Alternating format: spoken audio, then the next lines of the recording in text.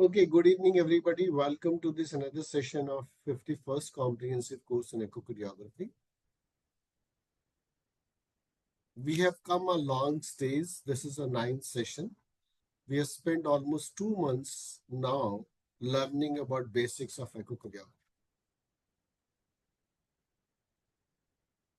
Well, we are from Jorop Institute of Echocardiography, Ultrasound and Vascular Doppler in Delhi. All of you know that this is one of the leading institute in training echo for last almost 25 years. This is an auditorium where we conduct our practical training programs. This is a picture from the first, soon after COVID, we had a hands-on training sessions. Couple of legends who are responsible behind this training program for last 25 years. And two coordinators with which you have been communicating off and on in day-to-day practice. We have many accreditations as on today, Indian Academy of Echocardiography, International Society of Cardiovascular Ultrasound, Alabama, Delhi Medical Council, Chief District Medical Officer of Northwest Delhi, and State Appropriate Authority in Delhi for conducting hands-on training program. Whenever they come, we have to take their permissions. We are running a fellowship program, Level 2 Advanced Echo program in collaboration with Parul University, Vadodara. That's a one-year program where the students comes for alternate months for 2 to 3 days, and then they take up their exams in Parul University to get 1 year training certificate. Last year onwards, we have been training students from UK for their BAPIO training academies. Well, I can boast of saying that we are the only institute in India, possibly internationally, providing state-of-art hands-on trainings. We conceptualized this idea in April 2000 to provide state-of-art, world-class training to physicians and cardiologists in India. The idea came from my own training in Thomas Jefferson University Hospital in Philadelphia, where I was working early 90s as an echocardiologist. Till now, we have provided more than 5,000 students this particular training, and we are almost completed 25 years of our training in April 2025, in which your batch is. And that's true without a single break, even during COVID time. And we intend to celebrate our 25 years on 17th August 2025 in Delhi. And I would like to invite you, all of you, to this particular program, and which is, I'm sure, going to be a very innovative in a time to come. We'll disclose the program as the time comes through. These are the various logos designed for this Jorop Institute of Echocardiography. We started this first logo. Then we went on to develop this Jorop Echo Academy in India. Then finally, this logo came up along with the specialized logo. Look at this logo, which is very characteristic. This is the right side of heart consisting of the venous blood. And this is the left side of heart consisting of arterial blood with a Jorop logo in between. Well, we started with April 2000, as I said in a few minutes back. And here we are in 51st program in April 2025. And this program of 51st course, which is started on 9th of April 2025, likely to have hands-on training program either in October 19 to 22nd, maybe a little variable as the time closes by. And now, today we are going to deal with valvular regurgitant lesions. Amongst that, the most important lesion is mitral regurgitation. And the second most important lesion is aortic regurgitation. I'm Dr. Rakesh Gupta, again from Jorop Institute of Echocardiography, dealing with this particular topic as on today. I like to make it as lively as possible. That is what the aim of this particular training program is. With this few slides of introduction, let me switch on my gears to the presentations.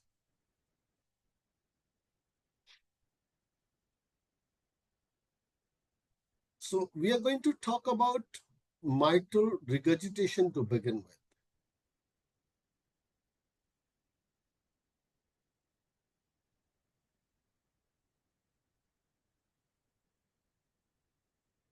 Issue is why mitral regurgitation I'm trying to take to begin with. Because MR and AR, they look virtually similar as far as their evaluation is concerned. And that's true at the level 1 or a basic echocardiography. So, but the issue is we have to evaluate its severity. In the sense, we have to evaluate a person before he becomes symptomatic and severe mitral regurgitations. So, what are the main issues is? We look at the morbidity and mortality, LV remodeling, surgical correction, operative risk, and hence surgery is to be planned for these subset of populations before they become really severe and symptomatic. Now look at this slide. If you happen to spend a few seconds on this slide, is as long as the patient is asymptomatic, but he is severe, the day his LV function goes down or he becomes symptomatic, his fall is dramatic.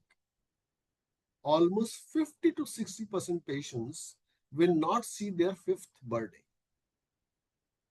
So importance is we have to look at these subset of population when they are severe but asymptomatic. Same thing, almost 20-year-old slide, event-free survival. No MR versus severe MR. Look at the days, this is 1500 years. If I divide this 1500 years by days by years, it's almost 4.5 years. The person who has got a severe MR, almost 50% people, 60% people will not see their next fifth birthday. And the graft starts separating down very quickly. First year itself, you see almost 70% people are surviving. And that's more important issue is. Same heart failure with survival in MR. As the ejection fraction goes down, these people's survival becomes less and less. Now coming to mitral valve, we have to understand a very few important anatomies. What are those anatomies are? We have to look what is the annular ring. Then we have AML, then we have a PML. AML and PML, they're attached to papillary muscle through cords. We have a lateral commissure, as well as medial commissure in these subset of populations. How do they look in clinical practice? That's I'm going to show you in a couple of minutes. Then comes type of MR. Why I'm talking about type of MR is the etiopathogenesis depends on the characteristic of MR is whether it's MR primary per se or because of secondary reasons. And here are the examples for this primary MR is myxomatous degenerations, degenerative over a period of time, infectious valves, inflammatory. In myxomatous, prolapse is the most common thing. Degenerative, patient becomes aged over a period of time. They have a thickening and calcifications. Infections, endocarditis, vegetation, perforations. And rheumatic is the most common thing which we come across in our country. In congenital, we have a cleft mitral valve leaflet or a parachute mitral valve. What is secondary? Secondary is my LV dilates. Either my LV dilates because of a dilated cardiomyopathy of a normal coronaries or with the ischemic heart diseases. Very simple, because the treatment of these kind of MR is not dependent on the replacement of the valve. The treatment is dependent on the etiopathogenesis, whether the coronary artery disease or a dilated cardiomyopathy with normal coronaries. Next very important variety is like atrial fibrillations. What exactly happens in atrial fibrillation is there is absolutely no coordination between atrial contraction and the ventricular contraction. Is atria beats in own rhythms, ventricle beats in own rhythm. So what happens? During every atrial contraction or a ventricular contraction, you have a significant MR and AR. And that leads to annular dilatations. I hope you will be able to understand what is my primary purpose is. When the leaflet per se is involved, that is primary MR. When the leaflet per se is not involved, but annular ring gets dilated, it could be a secondary MR. Now the question is, we have to look at etiopathogenesis, and that leads to a treatment. Like commonest thing we come across still in our country, we have developed a country over a period of time. Like we used to say, we are a developing nation. I don't think we appreciate this reason today. I said neither we are a developing nation nor we are a developed nation. If you talk of the fourth largest economy of the world and look at the countries around us, they're struggling them together, not getting anything. Their people are starving. They don't have enough water. The political clouds are horrible. How can the country develop? And we believe that we are almost in the league of developed countries.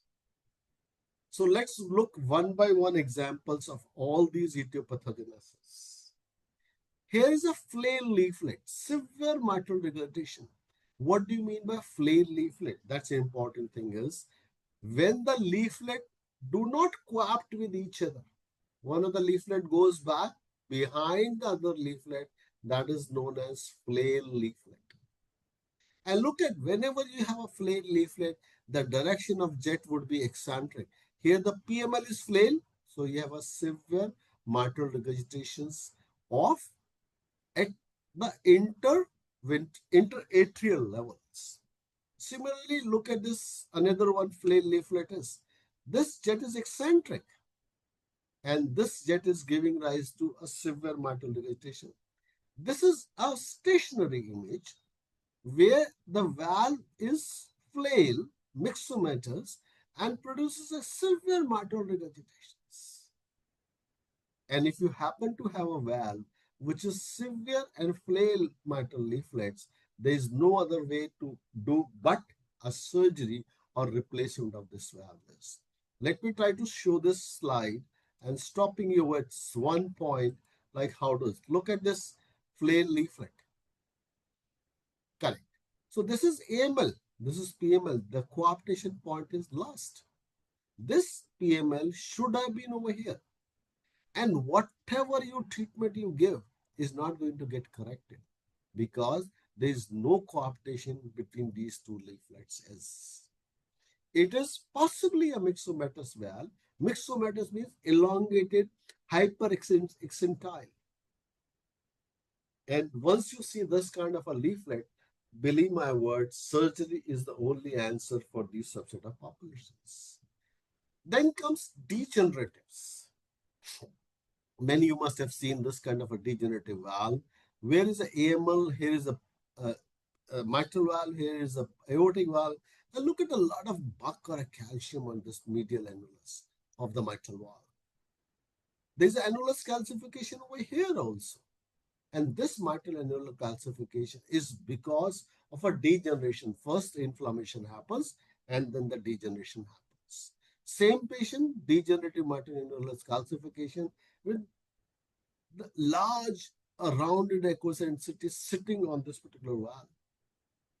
Now, this is a transesophageal echo. I'm not going to deal with this, but I'll just explain this is my LA, this is my LV, and here is that so-called degenerative mitral annular calcification. This is going to produce severe mitral regurgitation. And today in 2025, if we have these kind of a valve, look, leaflet is fine. There's a degenerative annulus sitting over here. And today, these kind of a patients will have a definitely 100% for having a surgery being done. Now, another example for degenerative. Look, this is not only degenerative, but it's a flail leaflet as well. Now, another example for fungal endocarditis. This is proven fungal endocarditis in a newborn, infective endocarditis. Surgery, nothing else is required for this patient. This is classically adult fungal endocarditis. You can look at this image. Dirty, shagging looking bodies across mitral valve or aortic valve. Look at this dirty, shaggy looking bodies in mitral and aortic valve leaflets. Then this is perforation. Here is a leaflet, which is a coaptation point, is severe torrential mitral regurgitation. Same patient, if I've zoomed on the other side, you could see a puff in this particular patient. Obviously, this patient again needs a valve replacement. Nothing is going to make the difference in this patient. Mitral valve aneurysm. There's no way again but to do a surgery. Same patient, there's a flow into this structure. If there would not be any flow into this structure, this would have been abscess. Then very important condition which we see in day-to-day practice in our country is hypereosinophilia, which leads to a deposition of eosinophils on the leaves, lets, as well as on the apex. And patient presenting with hypereosinophilic syndrome. Now, this is not the surgery which is required over here. We need dihydrocarbamazepines. Dihydrohetrazine is basically a drug, as I don't remember his patent name, and along with steroids that give rise to an improvement in this hypereosinophilic syndrome. Valdehiscence, another example where we need a redo surgery for these subset of populations. This is one patient from my own lab where we had a prosthetic mitral valve leaflet implanted, and there's a degeneration of one of the studs of the bioprosthetic valve, giving rise to severe mitral regurgitation. So that is one we need to look at it. And there, if you have a severe MR, I don't think we need any calculations. Now the question comes, this is what we do in day-to-day practice. Before than that, one example of rheumatic heart disease. And this is one patient, a cleft leaflet from our own center. You look at the AML, which has seen a cleft over here. This is secondary to trauma during Kargil wars. Then parachute mitral valve, you see only one papillary muscle over here. And all cords and tendons, they're attached to one papillary muscles. So now moving on to secondary mitral regurgitation, now you can see very well what exactly the etiopathogenesis of this patient is. I don't have to tell you what is my etiopathogenesis of my patient is. This patient is very simple. This patient has got an extensive anti-wall MI leading to mitral valve regurgitation. So do we need to do any surgery for this mitral valve? No. We have to take care of anti-wall MI so that MR disappears over a period of time. Then chronic, same patients, when the remodeling happens, they get a severe mitral regurgitation. Ischemic mitral regurgitation. What do they get? They get an ischemia through which the cords which are attached to the papillary muscles, they get loosened up and you get mitral regurgitations. And these are the people, if you look at their ECG, they'll show with infralateral wall ischemia. You may not find any wall motion abnormalities, but if you have a severe mitral regurgitations, and if this kind of a mitral regurgitation is present, obviously the drug of choice is not correcting the mitral regurgitation. The treatment of choice in these subset of population is obviously is a correction of ischemia. Now, look at this patient who has a normal coronary arteries. Can you see the LV which is dilated? Can you see the LA which is dilated? Can you see the RV which is dilated? Can you see which RA is dilated? And you find a severe torrential jet through this mitral valve. And this jet is of a non-ischemic dilated cardiomyopathy. Answer for these kind of populations, we need to fix up this MR. And this MR need to fix up by many other methods except the valve replacements. Then come annular dilatation because of atrial fibrillations. And this atrial fibrillation gave rise to both LA and RA dilatation, giving rise to atrial fibrillations. There's a one word which we always say, a Conda effect. What is the Conda effect is when the blood regurgitation wraps around into the LA and comes back towards the mitral valve. It means it almost wraps around across the LA and goes back as if it looks like, look at this picture very carefully, severe MR jet, which is wrapping around and going back into the mitral valve leaflets. Another important thing which you need to understand in this subset of population is when this MR jet will strike to left pulmonic vein or right pulmonic vein, what will happen? They will truncate the systolic velocity, or they may found a reversal of systolic velocity of the pulmonic venous flow. I'll show you in this in a couple of minutes. This is a classical example which I was trying to show you, a systolic truncation. Look, when an MR jet is striking back into the pulmonic veins because of a severity, what does it do? There's no forward systolic flow in the pulmonic veins. All the flow is reversed because the jet is striking back into the right pulmonic veins. You have to comprise all these things together. What kind of a thing when we classify mitral regurgitation is type 1 when we have a normal leaflet like annular dilatation or perforations. Type 2 is myxomatous kind of a thing, flail or prolapse. And type 3 is the most common thing. Type 3A is when we talk of a rheumatic heart disease versus secondary mitral regurgitations.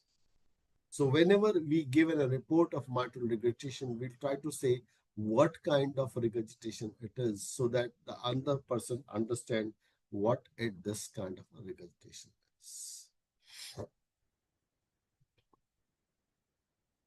I'm not going to talk to you about in detail about acute versus chronic mitral regurgitations. You must have read during your medicine time, LA is adopted versus non-adopted. Acute MR, patient presenting with acute LVF. Because LA is not adoptive. Chronic MR, patient does not present with acute LVF. Patient present with breathlessness or right-sided failure. Because LA gets adopted over a period of time. So this is the list of acute mitral regurgitation. The commonest in this is whenever you have a caudal rupture, papillary muscle dysfunctions, endocarditis, acute myocardial infarctions, acute rheumatic fever with carditis. And this is what is the commonest thing is acute mitral ischemia. Like this is again the same picture talking of LA hypokinesis and presence of mitral regurgitations. Acute versus chronic, there are a couple of examples are there where the cardiac output is reduced in acute, not in chronic. Ejection fraction may be normal or reduced in acute, but not in chronic. LV and diastolic pressure, obviously the LA pressures are very high in acute. They could be normal in chronic. LA compliance is not there. Here the LA compliance is increased. LV size is normal, and one of the most important feature of chronic MR is increased LV size. Now look at the features of acute or versus chronic mitral regurgitation. That's quantification of mitral regurgitations.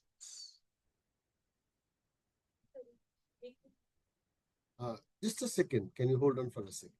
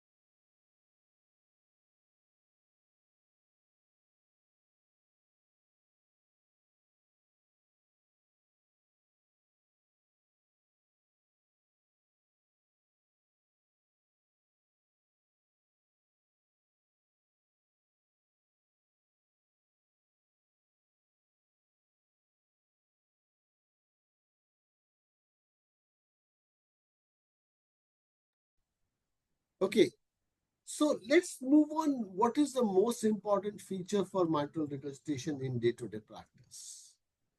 The commonest feature in transthoracic echo is we look at how much is a jet area versus LA area.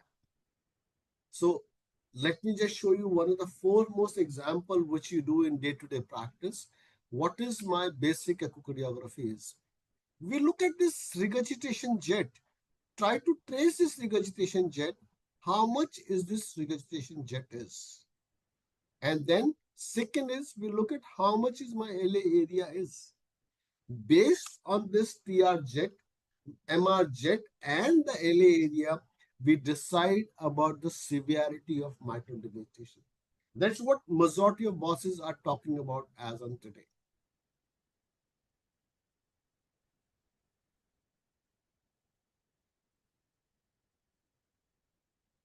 So what do? We trace the MR jet during diastole.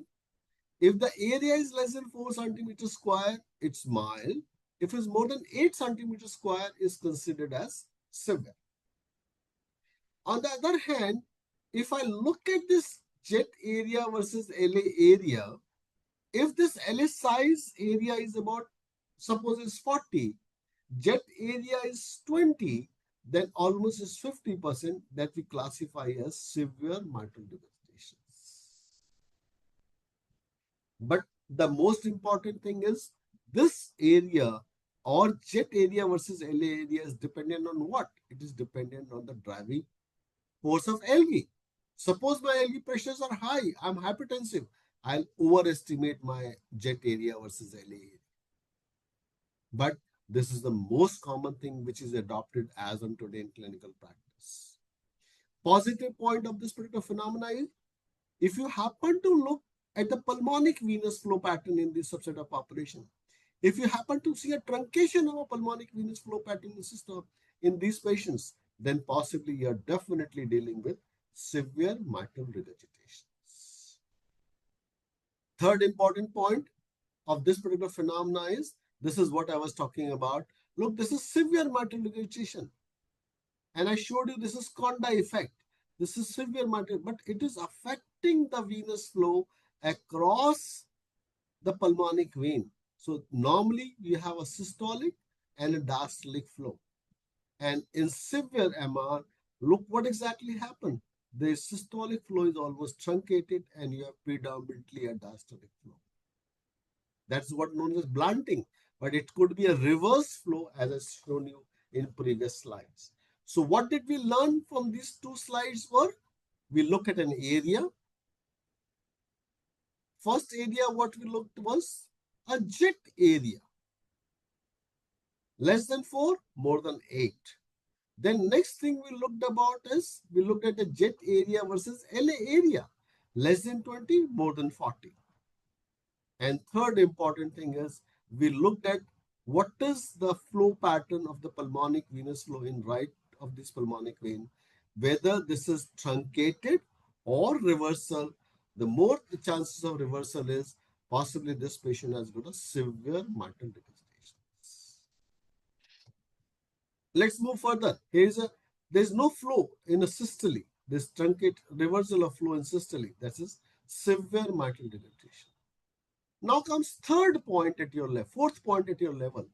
We look at a jet width which is originating from a mitral valve leaflet tips during systole, and this is known as vena contracta.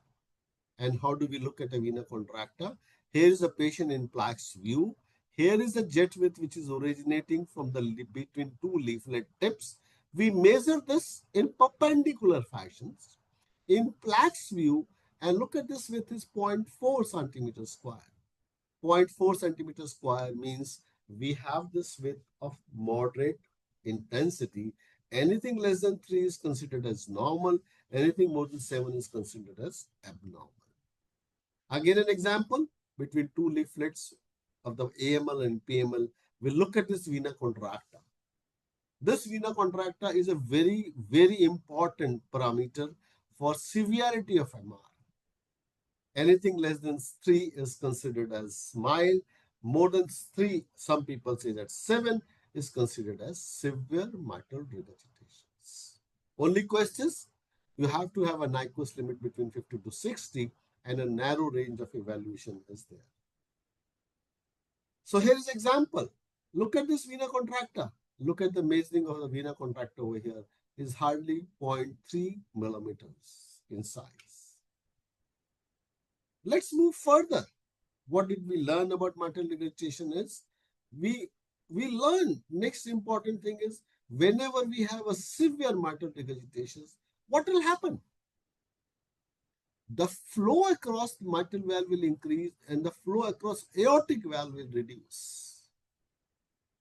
And that's what we learn is mitral aortic velocity integral ratio.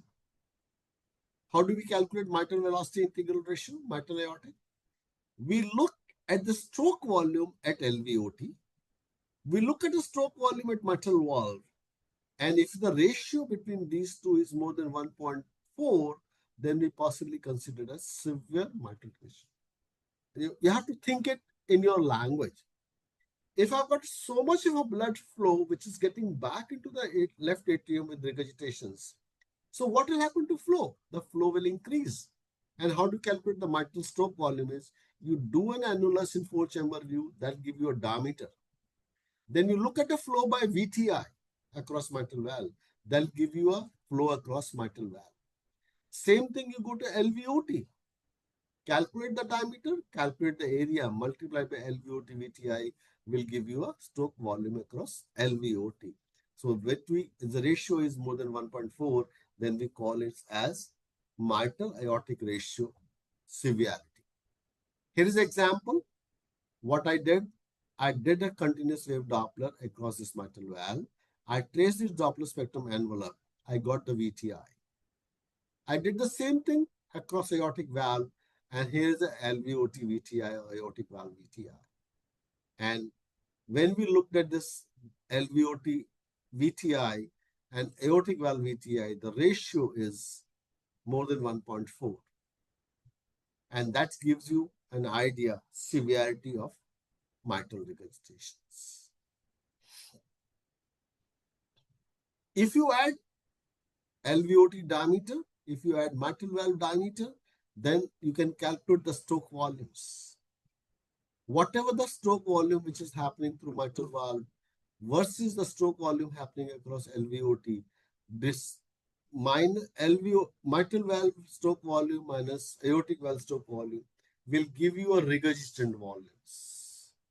And that is known as direct calculation of MR volumes. Here is example, LVOT diameter, LVOT VTI. Mitral valve diameter, mitral valve VTI. So we calculate stroke volume across this picture. We calculate stroke volume across this picture. And that's how we get the regurgitant volumes. Because a lot of volume would be there in mitral valve and less volume would be there in aortic valves. So if I have to comprise all things for level 1, what all did we see for mitral regurgitation is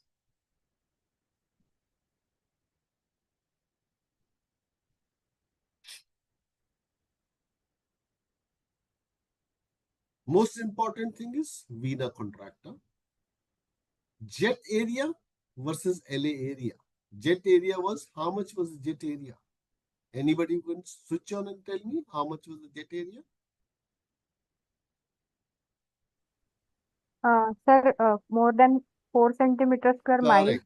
4 and more than and 8 8. centimeters square cubic. Correct. And ratio of jet area versus LA area? More than 5. No, ratio. More than 20. 40%. 40% is considered as severe. It's Severe. right, severe over there. It's written severe over there. Then next look at what?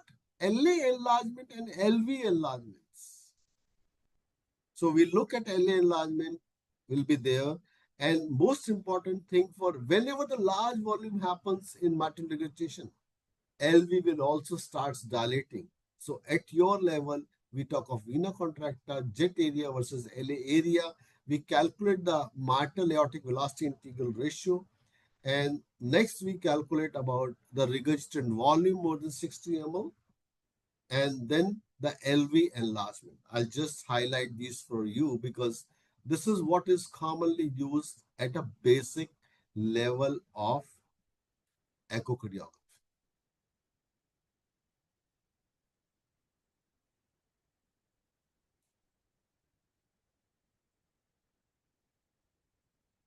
And one more important thing, what you need to understand in this subset of population is we have to have a mitral aortic velocity integral ratio, which is more than 1.4 for a severity of mitral regurgitations. So if I have to comprise all these kind of things, for mitral regurgitations, that's to secondary. That's for rheumatic heart disease. And if I'll go back to my first picture of MR, let me go back to my first picture of MR.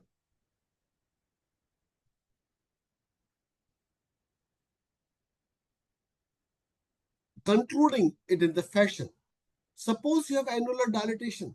This is what? This is either ischemic or dilated cardiomyopathy. Or you can have atrial fibrillation. Perforation is almost a per se primary infective endocarditis. Another iatrogenic cause of perforation is also there in our country. Whenever we are doing a balloon valvotomies, sometimes we perforate the mitral valve. Then comes excessive motion, myxomatous, prolapse versus flail. Rarely we come across. The commonest thing we come across is thickening and fusion, where we have to decide about severity of mitral regurgitations. LVLA dilatation is a different phenomena altogether, because this LVLA dilatation could be again from a number of various reasons. So what we need is a thickening and fusion. Commonest thing is mitral regurgitation.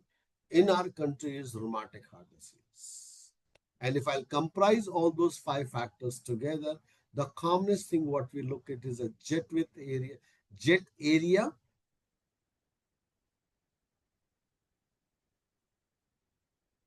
First, jet area. Second, jet area versus LA area. Third is a vena contracta. Fourth, blunting of pulmonic venous flow. Fifth is mitral aortic velocity integral ratio. And sixth is a regurgitant volume by calculating a stroke volume across mitral and aortic valve. 7, LV dilatation. So if you remember these 7 points of mitral regurgitation, I'm not saying for 100% you can do it, but at least you can do it in almost 70% of my population, 80% of the population, the correct severity of mitral regurgitation. I'll stop at this point and take up your questions, because there's so many slides in this, which is not of your level to talk about. So you can raise your hands, and with this, I'll be able to answer your number of questions. The first question comes from Dr. Muzaffar Ahmad Naik from Srinagar. Dr. Muzaffar, please go ahead. Good evening, sir. Thank you for the lecture. And once we see the vena contracta, you have shown that it is the PLAX view. Correct. We are doing, yes, sir, PLAX view. And once we go for a jet area, it is the apical 4 chamber. I hope so it Jet is. area apical 4 chamber view. PLAX view is always used for vena contracta, whether it's aortic or mitral. Okay, sir.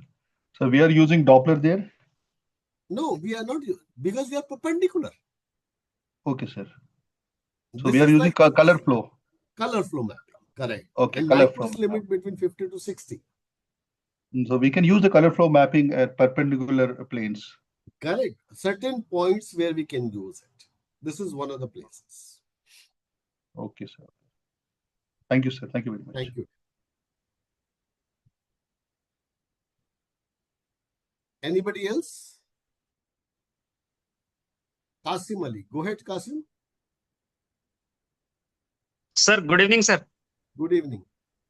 Sir, when we called, sir, trivial MR or mild MR, what is the difference? And many reports written, sir, trivial MR. Look, the problem is when you hardly see any jet which is behind the mitral leaflets, in apical four-chamber view, you say a trivial mitral regurgitation. If the Yes, jet sir. occupies 1/3 of the LA, it is known as mild. Yes, sir. The problem now is we have got a very high-end machines. Yes, sir. So we have, all of us has a large amount of patients presenting with trivial mitral regurgitations. So Yes. what we do in our lab, we say trivial, insignificant mitral regurgitation present. Yes, sir. Correct? Yes, sir. All right. Let's move to Dr. Veena Bang. Sir, can you please explain again where for vena contracta from we should measure from where to where? Matlab when we are getting the color flow, so from where to where we should measure for vena All contracta? right. Give me a second.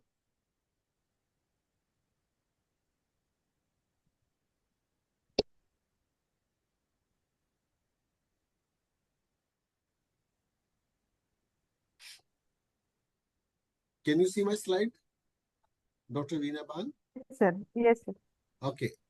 I'm giving you something different now. Look, this is my reverse plaques view. This is not the normal plaques view, correct? Yes, sir. My LV is not on this side. My LV is on this side. Hmm. So here is the jet which is originating between these two leaflets. Yes. So if you have to measure from this point to this point. So when the valve is maximally open, that time we measure that jet and Valve is never maximally opened. How it's can the valve be open? regurgitating. Valve will open during diastole, not Diastole. systole. Yeah, yeah. So whatever the jet which is originating between the leaflets of that particular valve during diastole, during systole, that is what is vena contracta. Let me show you Okay, one sir. more example. Yeah. So this is, look at my arm systole. My machine is right on systole, and here is a red dot on systole. Yes, sir. Correct. So the jet is originating during the systole is, and you have to measure this vena contracta. Okay. So the width we have to see, right, sir? Correct. Correct. Yes. Thank you.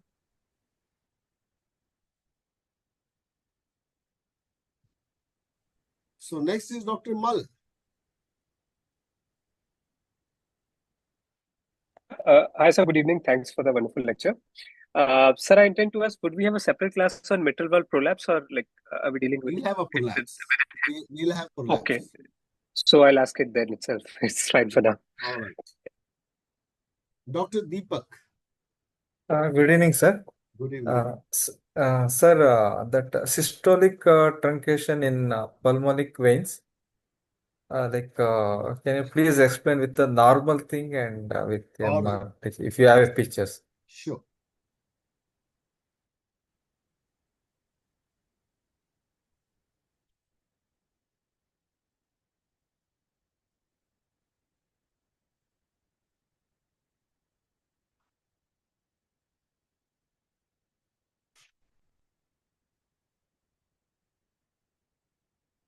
Look, this is a pulmonic flow. Look at the QRS cycle. This Okay, is sir. beginning of QRS complex to next beginning of QRS complex. Beginning of Yes, QRS complex to end of a T wave. Then this is all diastole, correct? yes, So sir. if you Yes. look at this beginning, this flow, pulmonic venous flow, and we always do it in right pulmonic vein. This is a right Okay, sir. pulmonic vein over here. So what we do, take a pulsate Doppler spectrum pattern into the right Okay, sir. pulmonic vein over here, and then we look at this flow, which is both in diastole, systole, and diastole. So what will Okay, happen sir. if you have a severe MR jet, which is happening during systole, the flow during systole will stop coming from pulmonic vein to the LA. Okay, sir. Look, the flow is both during systole as well as diastole. So when you have a severe MR jet, the flow from diastole will stop coming into this particular phenomenon. Correct? Okay, sir. So when the Okay, flow sir. stops coming up, so what will happen? There will be either truncation or reversal of flow During systolic. in Okay, sir. systolic. So what will happen? Truncation will look like this is truncation. Look, the systolic flow Okay. is less as compared to diastolic flow. And in next picture, there is no systolic flow. You find a systolic flow in the lower down. Okay, sir. Okay. Now look at it, Okay, compare sir. this picture. 1, 2, 3. Okay, sir. Correct? Okay, sir. Okay. All right. Thank you, sir.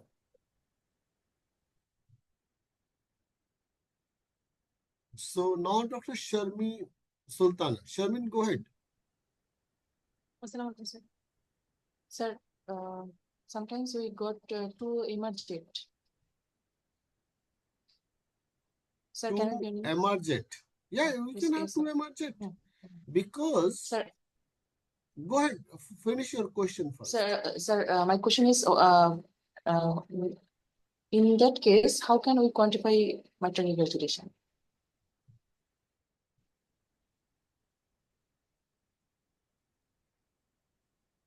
You said two regurgitation jet are there. In that case, how do you quantify mitral regurgitation? The best possible way in these kind of a patients is this one is two dimensions way where we add all two vena contracta into that. Sum up the vena contracta. Did you get it, my point? No, sir, I can't understand, sir. Okay.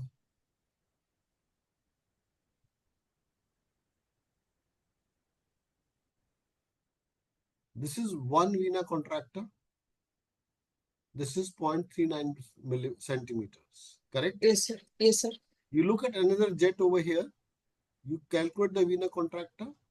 Then Okay, add sir. this 0.39 to that vena contracta. If it's more than 0.7, then you can say that is severe mitral regurgitation. Oh, okay, sir. One. Okay. Now let me get to another one. 3 dimensions echo. I did not touch this topic because it was not at your level. So what we are doing now is we are looking at 3D ejection, 3D area. So what we are doing in 3D area. Now look, this is a mitral regurgitation which is happening over here. Why the two jets are seen? Because AML and PML are three cusps of the mitral area. A1, A2, A3, P1, P2, P3. So you can have a jet between A1 and A2, A1 and A1 and P1, A2 and P2. So you can find two different jets out there. So what we do is we'll take a cut section right in 3 dimensions over here and then freeze this image. Once we freeze this image, we have this area of a jet which is originating from the regurgitations. And if this area is more than 0.4 centimeters square, then is a severe mitral regurgitation. It is mitral valve area, sir. It is area. This is not centimeters square. This is area of the regurgitation jet by Area 3 of dimensions. regurgitation. Okay. Okay, sir. Okay, sir. So that's how we use it. But at the same time, suppose you've got two MR jets. Your LV is not dilated, your LA is not dilated, you do not have any significant MRTR, a jet area versus LA area. Your jet is very trivial. How is it going to make a difference? Then it's trivial or just. Yeah, just say two MR jets are present. The same happens number of time in in tricuspid valve. Because tricuspid valve has got 3 leaflets, septa, anterior, posterior leaflets. So you still get 2 jets in tricuspid regurgitations. All right? Okay, sir. Thank you, sir. Dr. Mal, next question. Yes, sir. So if we place like a continuous wave across the mitral valve, does the shape of the regurgitant jet or about the severity of MR? Say it again, though. Say it again. So if we place a continuous wave across the mitral valve and we get the regurgitant jet, does the shape of it tell us something about the severity as well? Yeah, it does tell about severity. I didn't want to touch all those things, because I was talking of level 1. Uh, Uh, if normal regurgitation jet is almost a tongue-shaped jet. Look, this is a tongue-shaped jet.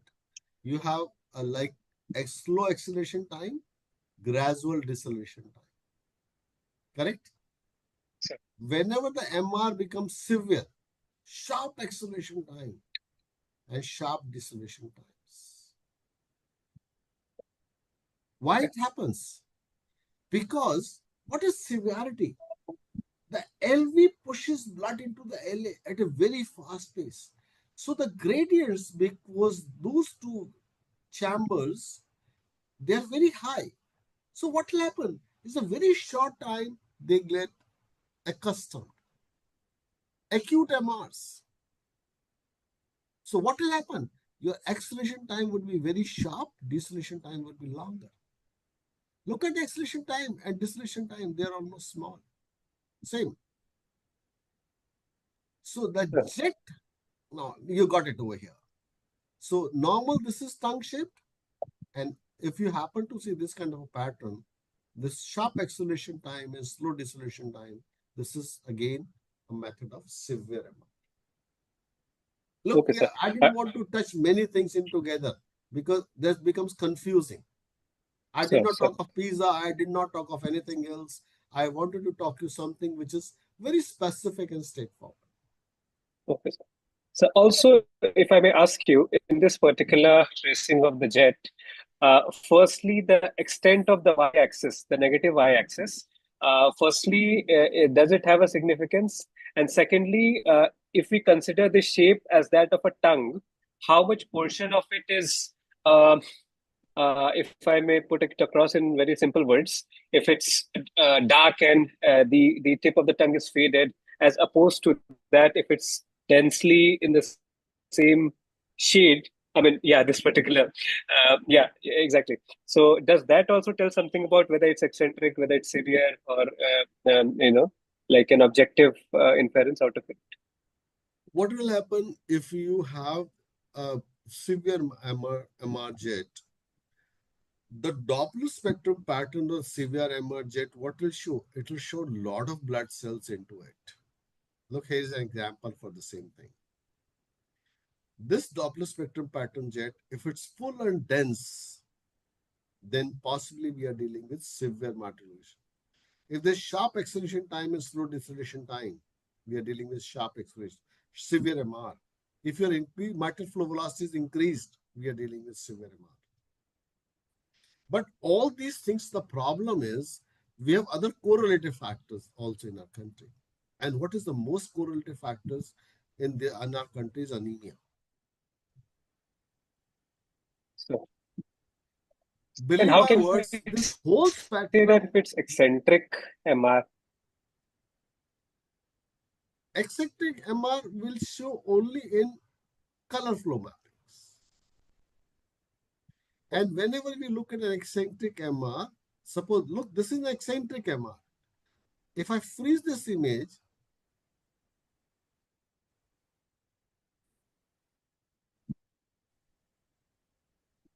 all right. Now look, if I trace this image over here in this eccentric MR, so this is all the jet area, correct? And this jet area may not be 4 centimeters square.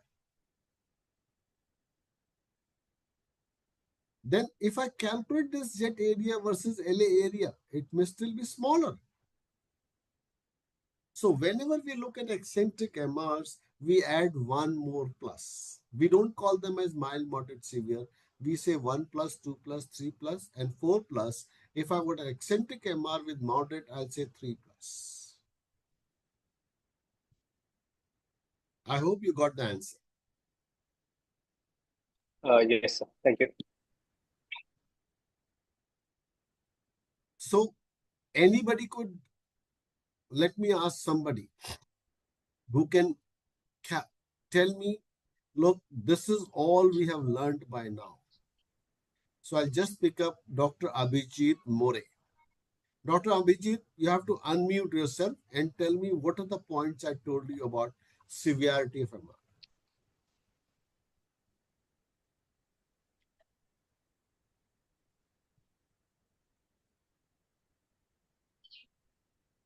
Abhijit, are you there?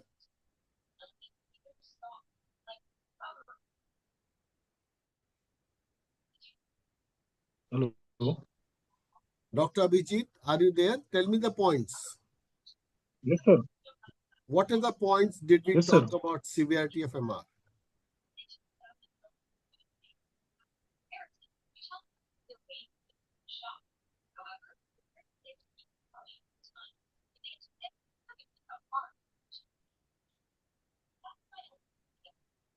At least tell one, man. Don't tell me 5 or 7. Tell me 1 point. Left ventricular hypertrophy, left atrial enlargement, Left ventricular hypertrophy in MR, so left atrial enlargement, 1. Anything else?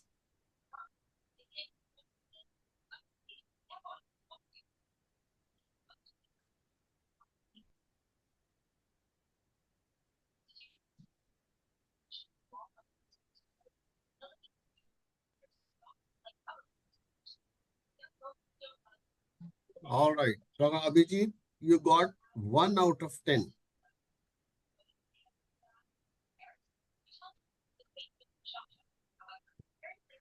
All right. Let's move to somebody else. Because I don't understand what if you are spending so much amount of time, money, and everything. Why can't you write down and listen to me carefully? Dr. Kamal Kishore. So good evening. Tell me the severity of the point which I talked about. So we are accessing MR by different features. We will look for jet area and LA area, and we will look for weather contractor. We will look for the LA size and LV size, and we can go for. You are good. I agree with you. Yeah. Great, Kamal. So thank you, sir. Thank At you. least more than 50%. Let other person tell me about rest 50%. Dr. Chandrakant Patil.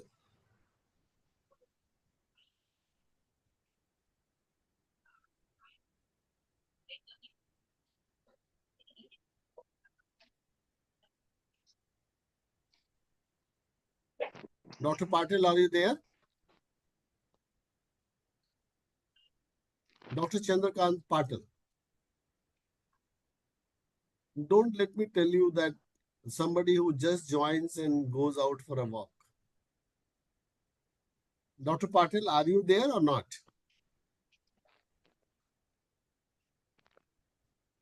All right. He's absent, I believe.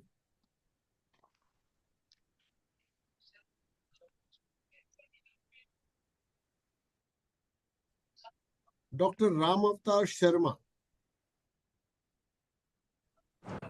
Yes, sir. Good evening, sir. Good evening, Ram Avatar. Your friend Yes. colleague told about 4 points. Dr. Yes, Chandrakant sir. Patil has come back. Let me see where is. He says not able to unmute. All right. So I'll unmute Dr. Chandrakant Patil first. Now unmute.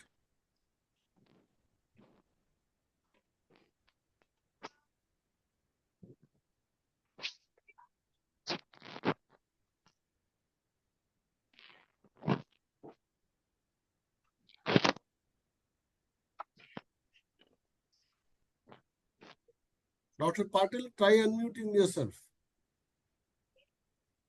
I can see your face, but I can't see you unmuting.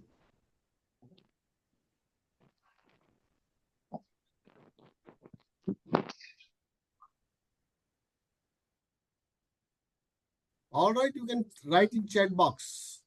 What are the other points you left? Print in the chat box.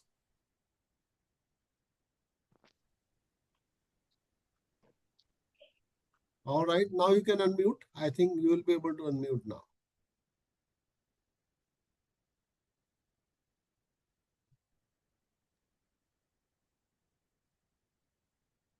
All right, write in the chat box. Color flow. Oh, we did not talk about color flow. The other guy has already talked about color flow. What else left?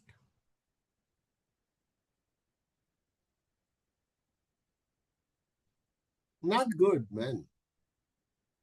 Let me move on to somebody else. I'm sorry.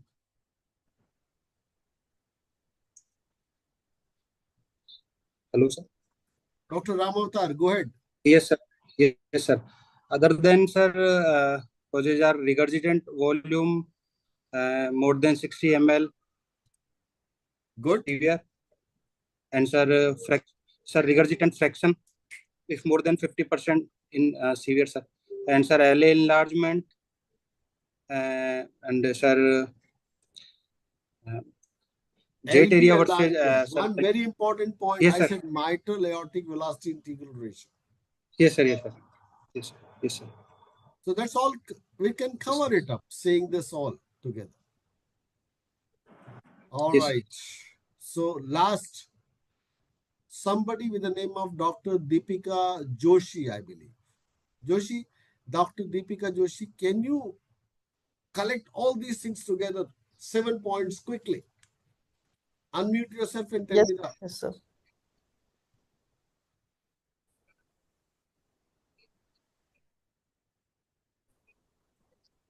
Yes, sir. Good evening, sir. Good evening. Yes, sir. So, am I audible? Perfectly audible. So, in case of good evening, sir. In case of severe MR, the vena contracta, it will be more than equal to 0.7 centimeters. The regurgitant volume will be more than equal to 60 ml. The regurgitant fraction will be more than equal to 50%. There will be an LA enlargement which will be moderate to severe, and there will be LV enlargement which will be present, and the central jet will be 40% of the LA area. Correct. Anything else? One more important point, like vena contracta as well as mitral aortic velocity integral ratio. Yes, Good. sir. Vena contracta more than equal to 0.7 centimeters. Correct. And mitral aortic velocity integral ratio more than 1.4. So Yes. Vicus limit is also there for 50 severe 50 to 60. Vicus limit. Correct. Great. Truncation of systolic Wonderful, Shushma. God bless you. That is very important point. If somebody has got a severe MR, and this has been highlighted by many times by European Association of Cardiovascular Imaging, and believe my words, in my practice also, I don't have a case right now. I can show you that these things make a lot of difference. I'll put in a very simple example. One child came for echocardiography 3 days down the line. He was having fever. When we did an echo, everything was normal, but the pulmonic venous flow was almost a meter per second. Right pulmonic venous flow was meter per second. Left pulmonic venous flow was hardly 20 centimeters. Normal is 30 to 50 centimeters, 30 to 40 centimeters. Can any one of you can tell me what is the reason why this patient has got a pulmonic venous flow close to 1 meter on right side and 20 to 30 centimeters on the other side? Because of fever, there is hyperdynamic circulation. But it will show both of them, Veena. Why So one the more? jet, whether the jet which is get eccentric, if it is pointing towards one of the side, can it cause? No, There'll be a difference of hardly 5 to 10. 5 to 10. Yeah. One was 1 meter, other was only 20 centimeters, 30 centimeters. So maybe pulmonary vein atresia. Pulmonic vein atresia. There is no pulmonic vein. Fever, recent cause. Sir, embolism. There is no MR. Embolism. Pulmonary embolism. Sir. No pulmonary embolism, man. No. Pulmonic venous flow. I'm not talking pulmonic artery. Venous flow. Man, that person was having that. So maybe child. some leaflet. No.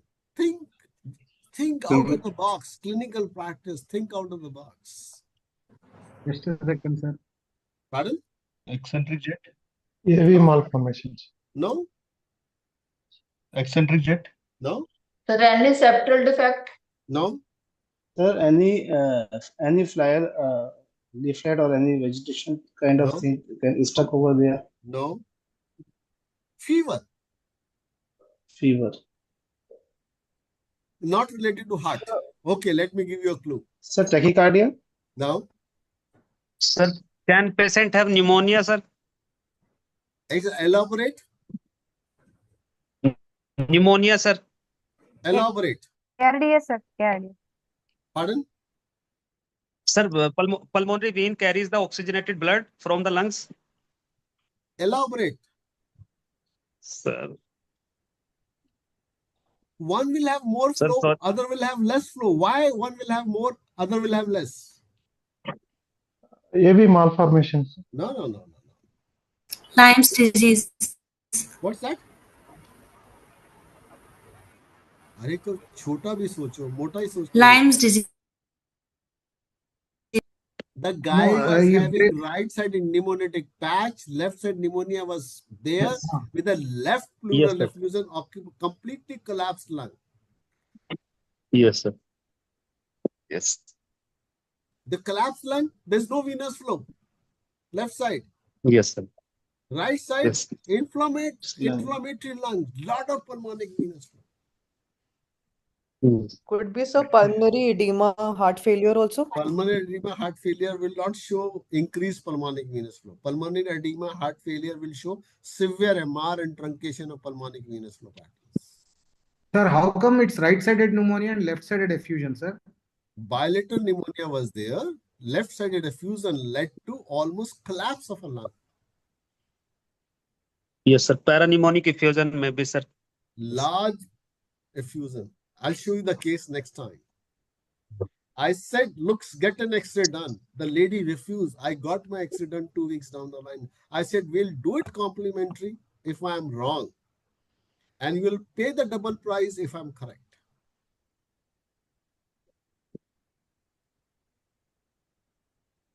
So echo is not one. Echo, you have to scratch your brain, man, together. And that changes your life completely. And we did an X-ray, left side lung was collapsed completely.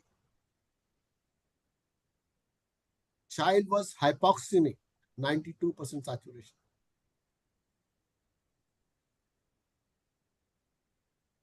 Echo is something different. Echo is not the one you're thinking in your life. And cardiologists believe, I do work as a cardiologist. Believe my word, cardiologist is only a person who looks for hole in the hole, holistic medicines.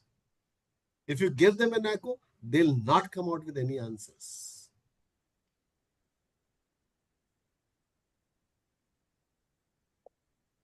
I'll show you the case next time. All right. So let me move on to the next topic because that's almost similar like this. I'll not be spending more time on that. So let me go back to my aortic regurgitations.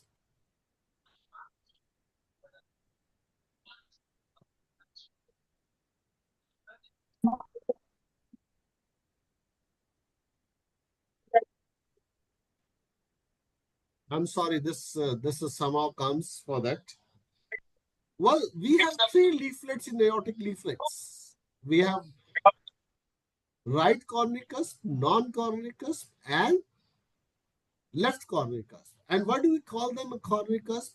Because left coronary artery arises from left coronary cusp, no coronary artery arises from non-coronary cusp, and the right coronary artery arises from the right coronary cusp. And the God was very miser when he started creating coronary arteries. He could have created another one. What's wrong about it? The only cusp which he left behind did not create any coronary arteries. Very, very sad point from the God's side. Please silent your mic. My request to each and every one of you, please silent your mics.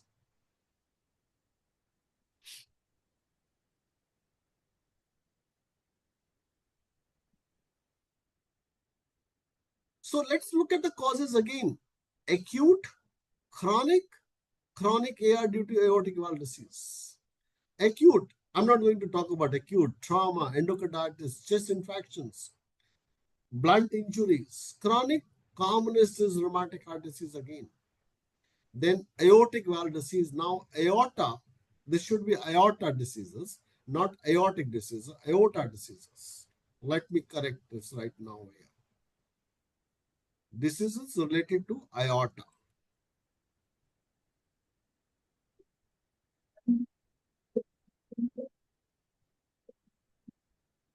I'll be trying to show you one by one examples for all this again. Because everything is dependent on etiopathogenesis.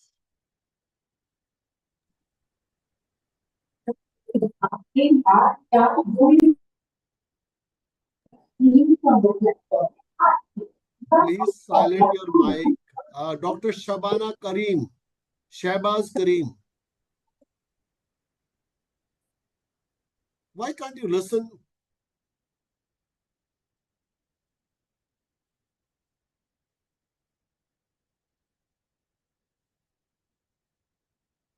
And one more variety of aortic regurgitation. Post-LVAD implantations. So this is aortic regurgitation. Do we need to do anything for this? It will be always a severe aortic regurgitation. Surgery is the answer.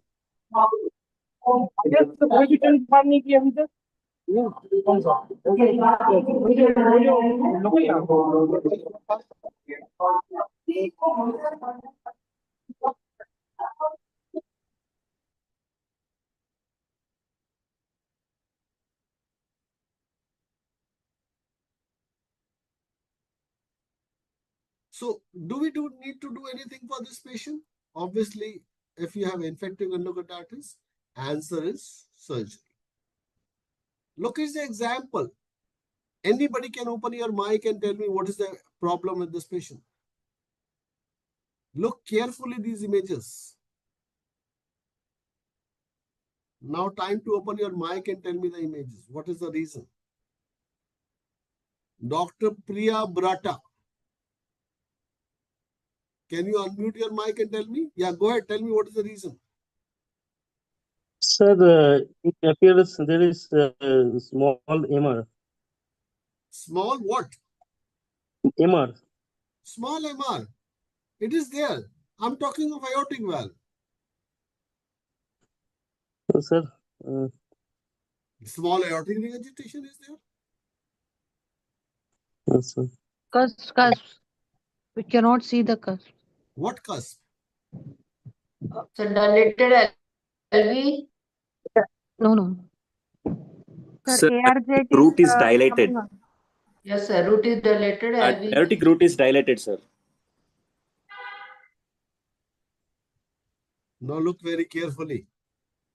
The guy came with a fever for 1 month duration. There is a right coronary cusp is there, non-coronary cusp is not there. Yes. And patient has got associated absent. aortic regurgitation. Look very carefully. Yes, sir. And there is associated Abscess. aortic regurgitation. Abscess. No abscess. Yeah, It was eaten away completely, man. Eaten away. Okay. Only Endocarditis. one point made the difference.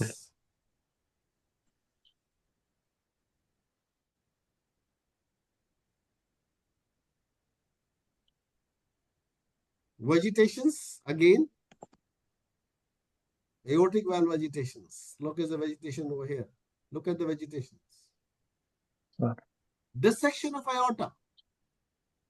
God has given us only one aortic valve. Here we have got two. Whenever you look at two aortic valve, think of dissection of aorta. Dilated aortic root with severe AR. And here is a flap of aortic dissection.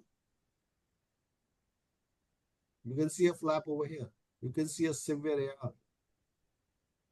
I don't have to tell you anything about this. Correct? Noodles in aorta. Dr. Priya, what will be the treatment of this patient? Dr. Priya Brata. He is looking at something else, man. Mint. Did you ever see a noodles in your heart? No, sir. I've never seen. So what you will do with this noodle? Eat it away?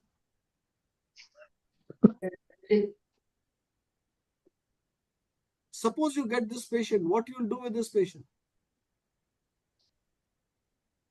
Sir, I'll call you. I'm sleeping. My phone is off. I have no idea. Man, this is dissection of aorta. You have to pick up a patient, rush immediately to surgical room. There's no time left for anything.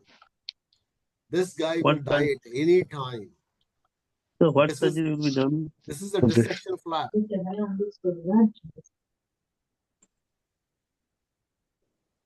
All right, chronic mitral regurgitation, aortic regurgitation. That's what we are going to talk about today. And we have multiple examples for unicuspid aortic valve, bicuspid aortic valve, and then here is a bicuspid aortic valve. We'll talk of in pediatric populations. Then we have a quadricuspid aortic valves. Then most important thing is rheumatic heart disease. Thickened aortic mitral valve leaflets. Aortic valve disease is very rare alone. It has to be accompanied almost always by rheumatic mitral valve disease. Guys, you have to read a lot, man. This is what constant AR is. If I put an M mode across it, look, it's a constant phenomena. And this is what is iatrogenic aortic regurgitation. Here is the LVAD, left ventricular assisted device. It is sucking blood continuously. So it produces continuous aortic regurgitations.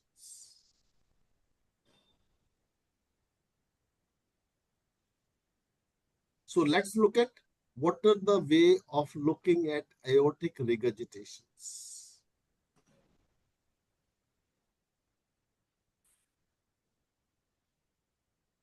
First and foremost thing in clinical practice is, what is the blood pressure of a severe aortic regurgitation patient? Let me ask a question to somebody. There is Wide pulse pressure. So Veena, what will be the blood pressure? somewhere like 150 by 50, like that. Correct. So if you do not have a wide pulse pressure, think that AR is not there. And that's what my first take-home message for any aortic regurgitation is. I always take a blood pressure if I get somebody of a severe aortic regurgitation. And you must have read in your medical college, DeRose's murmur, collapsing pulse, many things. I'm sure none of you must have read at that time. Except a few girls. Boys, they were looking after for the girls at that time. Then next comes the most important thing is, this is what is a very important phenomena is, we look at the jet width oblique LVOT height. Look what we did over there. We look at a jet area versus LA area. Now jet area is converted to jet width oblique LVOT height. So what do we do? This will be a diastolic phenomena. We look at the jet width at the level of LVOT. we look at the jet width at the level of LVOT. So here is a LVOT. So we measure LVOT. And when do we measure LVOT? Anybody will tell me? Systole or diastole? Mid-systole, sir. Mid-systole. Correct. And when do we measure jet width of aortic regurgitation? Systole or diastole? Diastole. Diastole. So what we Diastole. do? Correct. Absolutely correct. So we measure LVOT height, that is approximately 20 to 22 millimeters in size. And at the same point, we measure the jet width. And this is one example where we have measured this. This is a jet width which is almost 17 centimeter. Even if my LVOT is 21 millimeters, it's more than 60% of a jet width height oblique LVOT height. So 25, 65. Remember one important parameter, and as we talked about vena contracta, as we talked about jet area versus LA area, we talk about jet width height oblique LVOT height. Now the next point is vena contracta. As we talked about vena contracta in MR, here we talk the vena contracta, the jet through which the aortic regurgitation is happening. Look, regurgitation is happening from a different place and LVOT height is a different place. So this is the vena contracta which is happening over here between the two leaflets. And when this phenomena will happen? Only during diastole. Now, vena contracta.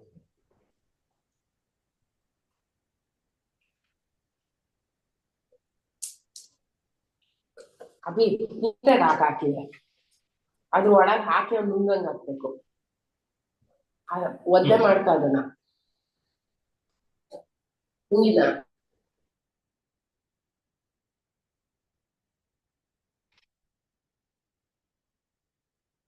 So what will happen? We'll have jet width height oblique LVOT height, and then we have a vena contracta. Correct? Are you clear about this point? Third point is pressure half time. So we have this AR jet. We do a continuous wave Doppler across 5-chamber view, and then we have a dropout from one point to the other point. They'll give you a pressure half time. More than 500 normal, less than 200 severe. And last and the foremost thing is hollow diastolic reversal of flow in descending aorta. Because if the AR is severe, lot of blood goes back into the LV. And this is what is known as hollow diastolic. You put your pulse wave Doppler spectrum pattern in descending aorta and you put trace this Doppler spectrum envelope. 22 millimeter, 22 centimeters is the VTI and end diastolic velocity of 22 centimeter, which is known as hollow diastolic. Look, this is all diastolic phenomena. We see a jet over here. And last point is what we see is dilated LV. So let's compare with MR. I understand you read, all of you read very good MR. We talk of jet area versus LA area. So jet with height oblique LVOT height. Vena contracta, vena contracta. Correct? Then what next? Then we have pressure half time. And last is hollow diastolic reversal of flow in descending aorta with LV dilatations.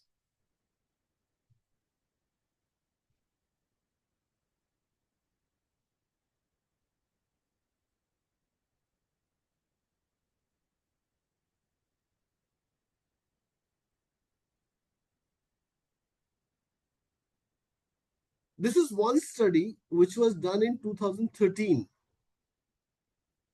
What did they do? They looked at 20 cases of aortic regurgitation and they sent to 20 different legends across the world. What are the parameters?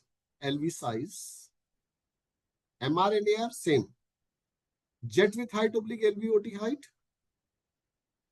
pressure half time, holodiastolic reversal flow in descending aorta, vena contracta, and continuous wave density. As we were saying in mitral regurgitation, we have a continuous density in aortic regurgitations. Look, what was the answer? They say your index LV size is higher. That is the most important parameters. Dilated LV. And 2 out of these 3, vena contracta, holodiastolic reversal flow, or jet with height oblique LVOT hydration. So if I have to comprise these things for all of you, at this level, what I need to tell you is, you need to look at the first LV size, dilated, more than 32 millimeter per meter body surface area. Then look at a jet with height oblique LVOT height. Look for vena contracta. Look for holodiastolic reversal of flow in descending aorta. And maximum you can do is look for pressure half time. I don't calculate pressure half time in my AR patients.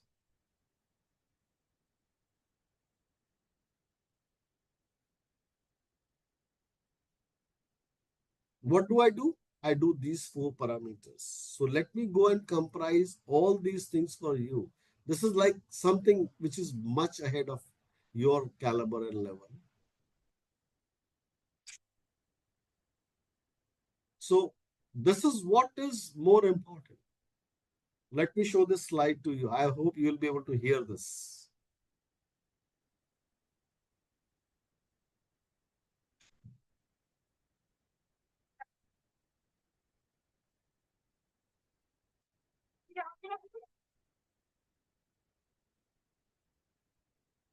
So let me stop over here and I'll ask you a couple of people what all you have learned in aortic regurgitations. First questions, and then I'll ask you some questions. Anybody would like to ask question? Now AR is very simple. If you have understood MR, AR is pretty simple. Questions now.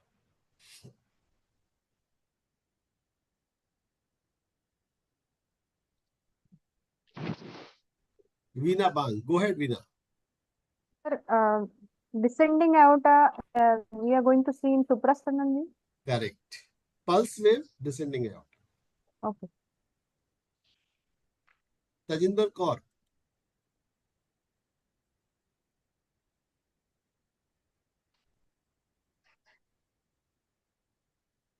Tajinder, your question?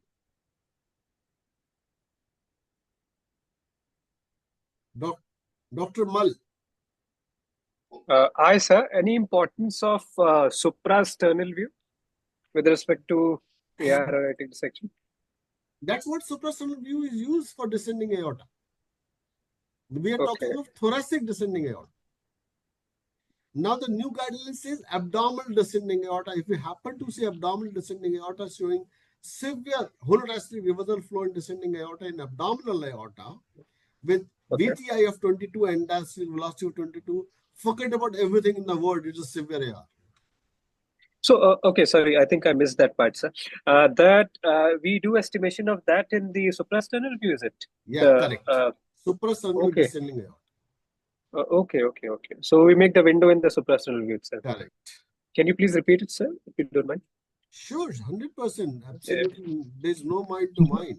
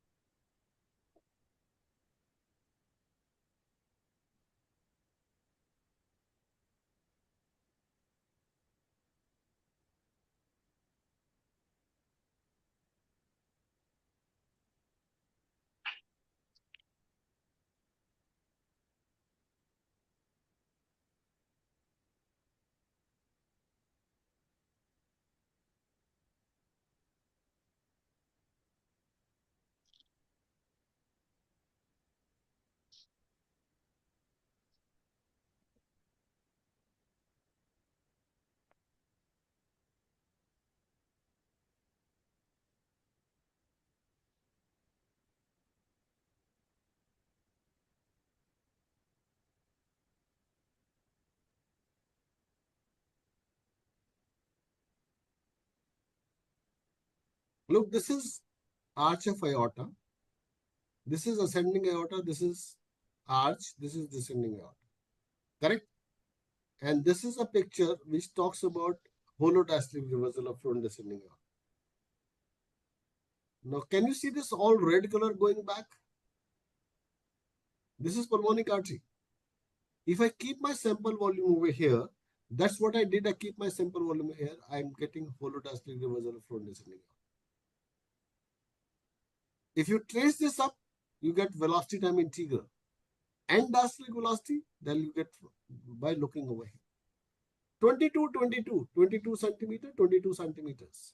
And diastolic velocity 22 centimeter, VTI 22 centimeters. It's severe aortic regurgitation. Clear? So are we tracing it starting from point number 1 and eventually to 2 and then going further We are beyond? tracing from diastole. This is okay, just the this is diastole. Okay, forward yeah. flow. This is Correct. reverse flow. Yes. Thank you. Yeah. Systole will have forward flow. Diastole will Yes, have sir. Correct. Yeah. Correct?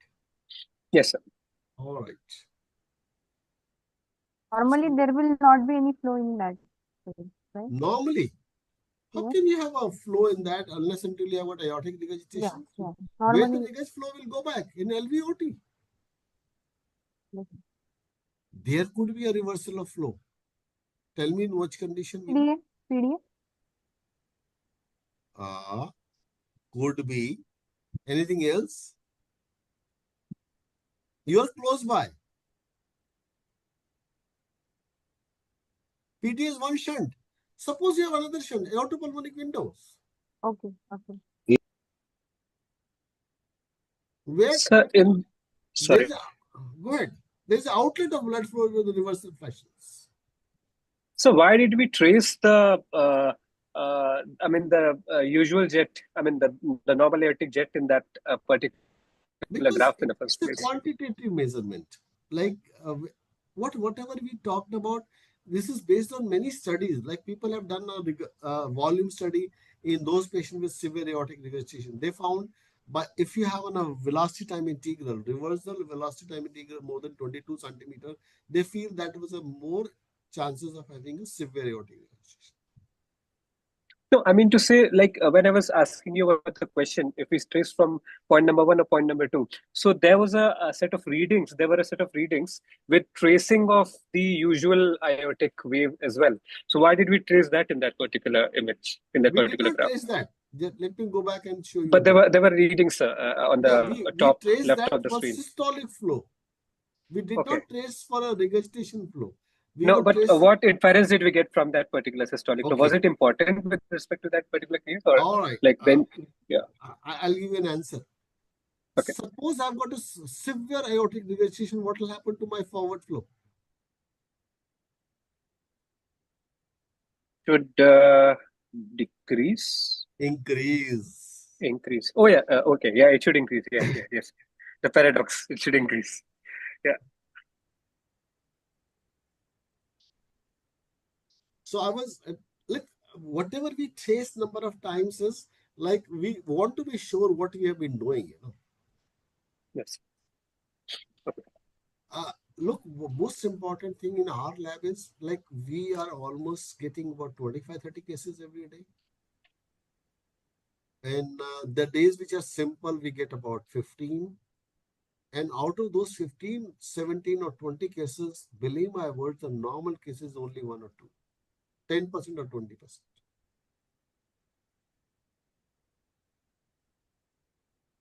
So we have to give an answer, yes or no.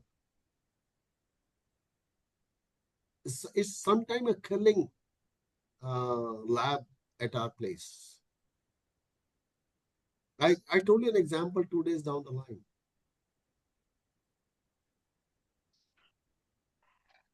We were scratching our head how it can be possible. Why so much of a pulmonary flow on right side? Why not on left hand side? I said X-ray chest. Attendant not ready. A referring doctor is also not ready. Unfortunately, believe my word, don't take my words in a wrong sense. Whenever we take round, whenever we look at a patient, we don't put a stent on a patient's chest all the time.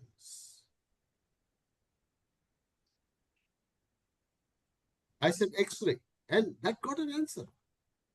It's happening virtually every day in our lab.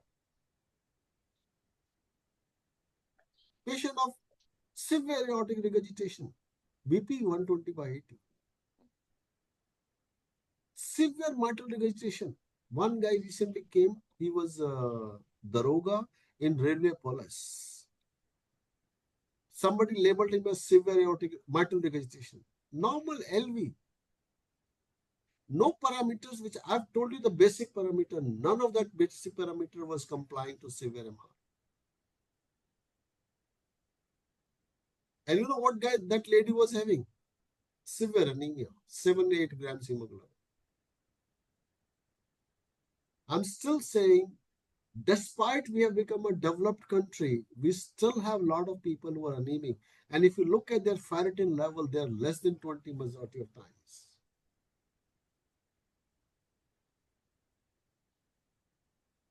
And no lab does a ferritin level because ferritin levels are costly. They'll do irons. Iron has got a wide applications. So you have to put head, and for physician, there cannot be a better modality than this echocardiography. Anyway, let's move on further because there's no ending of this kind of a talks. I can show you every week 1 or 2 cases from our lab, which has made a difference altogether.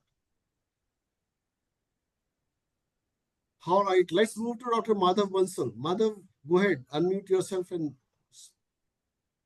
Yes, sir. Sir, we measure LVOT diameter in mid-systole, and the jet MR jet width we have to measure in diastole. MR, So, not MR, AR jet. Sorry, AR jet. Sorry, yes, Yes. AR jet in diastole. Correct. So we cannot have both the things in the same frame. We will have to measure it separately. Correct. I wanted to confirm this. Yeah. 110% because Because aorta in would be maximum in the size when it is mid-systole, LVOT. AR would be Yes, the sir. maximum when it will be in mid-diastole, roughly mid-diastole. Okay, sir. And Because that's in what, one image, it was both were being measured. so people Yes, do sir. everything, man. I told you this Yes, sir. question. People write mild MR, mild AR, mild LV dysfunction, mild diastolic dysfunction. My colleague always says you could be pregnant or you could be non-pregnant, but you cannot be mildly pregnant.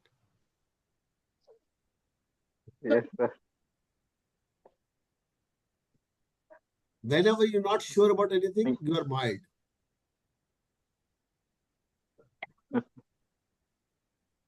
Yes, sir. Thank you, sir.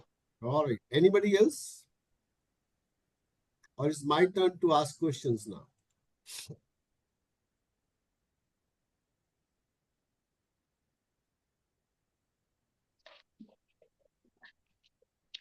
All right. So we are almost at 11 o'clock. I'm sure all of you must be tired by now. So let me have the pleasure of asking 1 or 2 persons to comprise my talk today. And the first name which come across is very lovely name is Dr. Lovedeep. Lovedeep, can you unmute yourself? Comprehends your aortic regurgitations. Yes, sir. Good evening, sir.